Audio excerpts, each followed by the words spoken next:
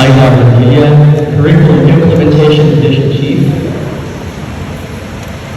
Mr. Medardo Mercado, Public School District Supervisor.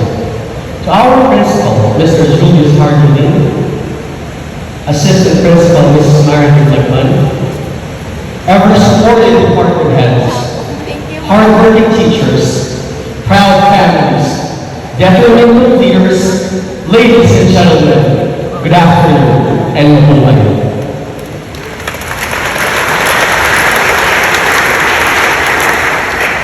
If there is something good and happy for me to do, let me do it now, for I shall not pass this world again.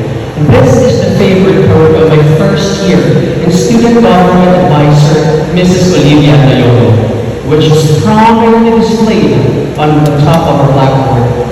This statement catches my attention whenever I enter the room. Maybe I am daydreaming or just trying to decipher what those words meant. What is really good and happy? Back then, it was too difficult for me to make sense of. Being conceived by mistake and being born inside the Philippine Women's Correctional haunted me at a very young age. People around me have prejudged my future.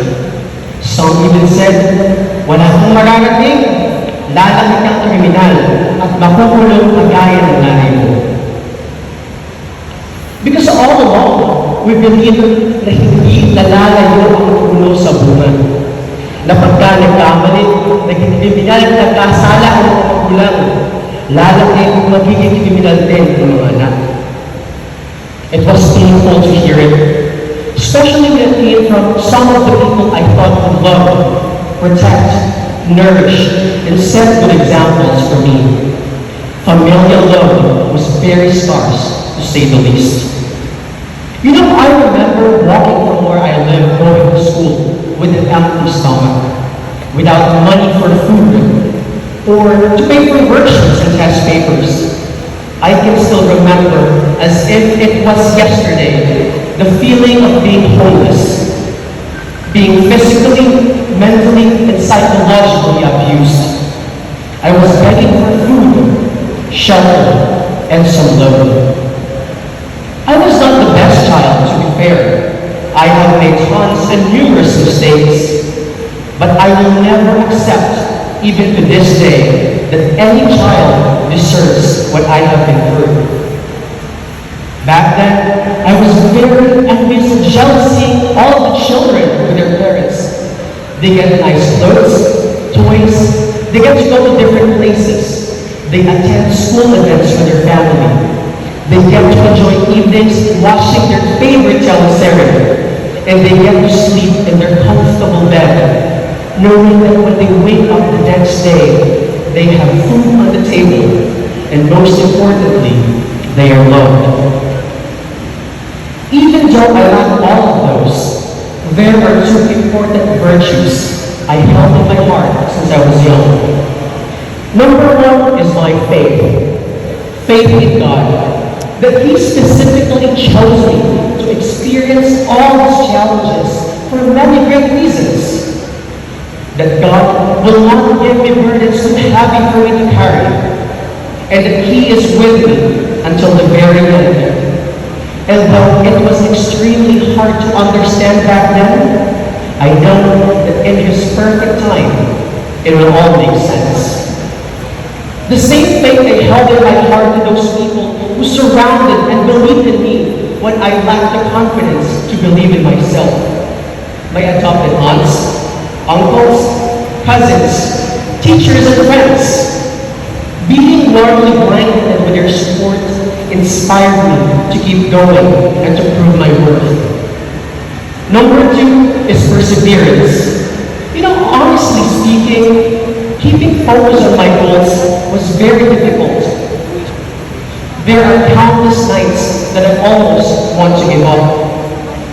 There were many times that I almost raised the white flag and just took life as it will come to me. The fact is, it is way easier to lose hope and lose sight of our dreams, especially during the most challenging times. However, what I learned is that I can take enormous risks without fear and reservations. Because, to be honest, I do not have anything to lose. I will either win or learn. And you see, when you persevere, you will always win one way or another. At a very young age, I had to mature and prioritize my battles. Learned early that I have to work twice as hard to have a chance for a better life inspired me to do ordinary things extraordinarily well. I promised my young self that I would finish my education, achieve my dreams, become successful, and pay it forward. And the first step was maximizing the resources around me. While studying, I joined numerous competitions, cheer dancing, oratorical, reading proficiency, talent mathematics, temporaneous speaking, tagisan ng talino, quizzing, and even singing contests. But not sports, not math, or science. This goes to show that I was not good at everything. You and I will never be. But we are good with something. We just have to look within, discover our inner strength, hold it, and use it as a weapon to make a change. Because of the many opportunities I seized, I was able to support myself and build connections. It helped me study college with an academic scholarship at the De La Salle College of St. Benil, and I eventually had the privilege to come to the United States and build a better future for myself. What I learned is that all competitions, personal, professional relationships, as well as the leadership roles, whether school-wide, division, regional, or national, were part of the equation to get where I want to be at this very moment. One takeaway from my math class is that our life's challenges are like complex numbers. Some are real and some are imaginary. Decisions are like quadratic equations. They need clever factoring. Finding your absolute value will require you to isolate, split, solve, and do trial and error. And most importantly, I learned that to get the most out of life, we must learn to convert negative into positive. It is tough. It will take your time and strength. But in the end, the return is way more than the investment. Being poor and underprivileged is something that you should never be ashamed of. In fact, we should be proud of ourselves and use it as a source of motivation. Because those people who haven't tasted the bitter and sour part of life will never truly appreciate and enjoy what a sweet success is all about. We didn't choose to be poor in the first place. And I am sure your family did not. And in a perfect world, no one will ever will. But ladies and gentlemen, life is not fair. We cannot select the cards of life that we will receive. And though we do not have the power to choose, we do have the power to decide. My friends, being hopeful is free. But working towards being successful is easier said than done. In fact, my voyage to where I am today was perilous, bumpy, and circuitous. But it didn't stop me. It didn't make me falter. I kept my eyes on the mission. When I stumbled and fell, which I have many times, I paused, reflected, got back up, and continued with the momentum. These mistakes that I made and that you will make in your life ceaselessly are not signs of weakness and overall failure. Instead, these are signs that you are growing, evolving, learning, discerning what's good from what is not, utilizing what is right, and taking out what is wrong.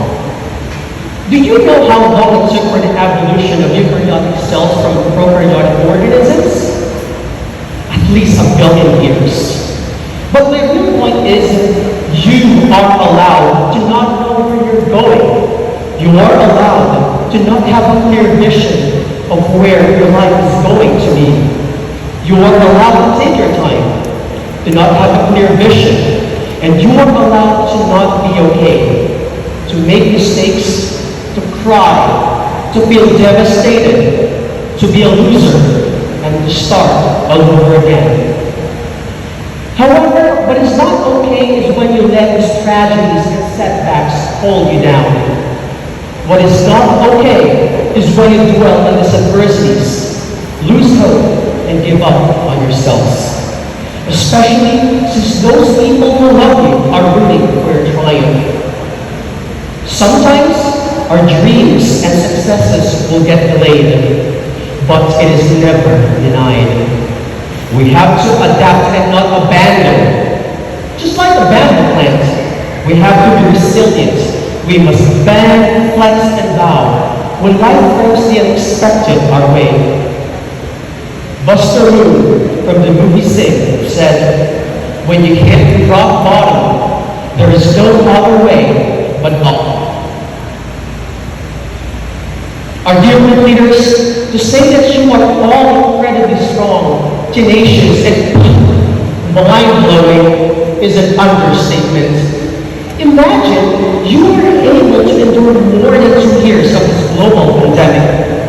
You did schoolwork virtually. Some parents had to borrow money so they could buy a reliable device for online school. Some of you had to share tablets or computers with your siblings or even neighbors. Some of you have to use CSONet just so you can keep up with the daily activities. Some of you had to learn different lessons and answer models without anyone to help. And yet, you succeeded. And you are here today to receive the most coveted reward of your academic journey, your diploma. Today is the closing of a fruitful chapter of your life. What you have done in the past is done. It is part of your history. The sad thing is that you can never change the past. But the good thing is, you can change your future. In a few months, you will open yet another chapter. Most of you will start senior high school. Some might choose to delay their higher education for personal reasons. And some might decide that they are totally done with school. Completers, allow me to highlight this quote again. If there is something good and happy for you to do, you should do it now. For you shall not pass this world again. But I want to emphasize the words good and happy, not YOLO. Because not all happy for you are good, but all the things can make you and the people around you happy. So I hope that as you go forward, as you create paths and commence your voyage, that you choose something that is not only good and happy for you, but good and happy for our community and for our country. Ladies and gentlemen, do you remember what I mentioned earlier? That when I was in your shoes, I didn't truly understand what was good and happy in my life. Now, it all makes sense. Writing this speech allowed me to fully reflect on what is good and happy. It allowed me to realize that we have different timelines. We have varying goals in life, and we all have distinct dreams. Standing here today is a major manifestation of what that could truly mean. What's good and happy is being here today with you. Having this rare opportunity to share my story and inspire you to pursue your dreams and never stop till you reach what success means for you, even if you have to conquer numerous adversities. And I hope once you are on that pinnacle, that you will remember those people who have helped you. I hope that you will pay it forward.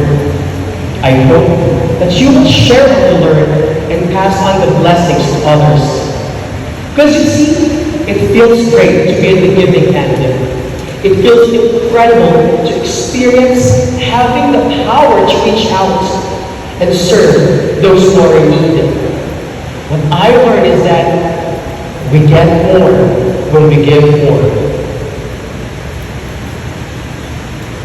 My yearbook leaders, allow me to deliver my final message to you in our vernacular. Hindi masama ang mangarap. Hindi masama ang makaahon sa kahirapan. Hindi masama ang magbunyagi at magkaroon ng magandang kinabukasan. Lalo pat kung wala kang tinatapakang tao. Huwag kang mapagod lumaban, magkamaling masaktan at madapa. Patuloy kang bumangon at harapin ang bawat pagsubok sa buhay. Patuloy at huwag kang tumigil mangarap. Patunayan mo na kaya mong baguhin ang iyong kinabukasan, na ang bungang nilagdag mula sa puno ng kasalanan ay kaya mong marating ng malayo, na ang bunga ay pwedeng maging puno na may malabong dahon, hitik sa matatamis at masasarap na bunga. Matayo ang tindig at higit sa lahat, kayang magbigay-digin at masisilungan sa mga tao na nangangailangan. Completers, sa inyong mga desisyon at pagsusumikap na kasalalay ang inyong pagkapanalo sa laban ng buhay. Congratulations, completers! Mabuhay tayong mga Pilipino at mabuhay ang bansang Pilipinas!